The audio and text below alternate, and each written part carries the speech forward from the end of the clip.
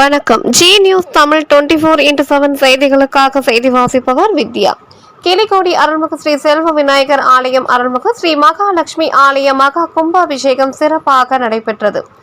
திருவள்ளூர் மாவட்டம் பொன்னேரி வட்டம் கிளிக்கோடி கிராமத்தில் பிரசித்தி பெற்ற அருள்மிகு ஸ்ரீ செல்வ விநாயகர் ஆலயம் மற்றும் அருள்மிகு ஸ்ரீ மகாலட்சுமி அம்மன் ஆலயம் உள்ளது. இந்த ஆலயத்தை பக்தர்கள் நிதி உதவியுடன் புனரமைக்கப்பட்டு மகா கும்பாபிஷேகம் நடைபெற்றது. இந்த ஆலயத்தின் மகா கும்பாபிஷேகத்தை முன்னிட்டு கடந்த 6ஆம் தேதி முதல் கணபதி ஓமம், நவகிரக ஓமம், கோ பூஜை உள்ளிட்டவை நடைபெற்றது.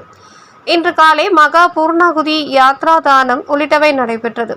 இதன் பின்னர் புனித நீர் அடங்கிய கலசங்களை சிவச்சாரியார்கள் மங்களவாத்தியம், வேத மந்திரங்கள் முழங்க ஊர்வலமாக கொண்டு வந்தனர். பின்னர் விமான கோபுர கலசம், மூலவர் பிரகார மூர்த்திகள் உள்ளிட்டவைகளுக்கு புனித நீர் ஊற்றி மகா கும்பாபிஷேகம் செய்து வைத்தனர். அப்பொழுது அங்கு கூடியிருந்த பக்தர்கள் ஓம் சக்தி பராசக்தி என்று விண்ணத்திர முழக்கமிட்டு சாமி தரிசனம் செய்தனர். இதன் பின்னர் புனித நீரை பக்தர்கள் மீது தெளித்தனர். நிகழ்ச்சிக்கான ஏற்பாடுகளை கிளிக்கோடி கிராம பொதுமக்கள், விழா குழுவினர்கள் சிறப்பாக செய்திருந்தனர்.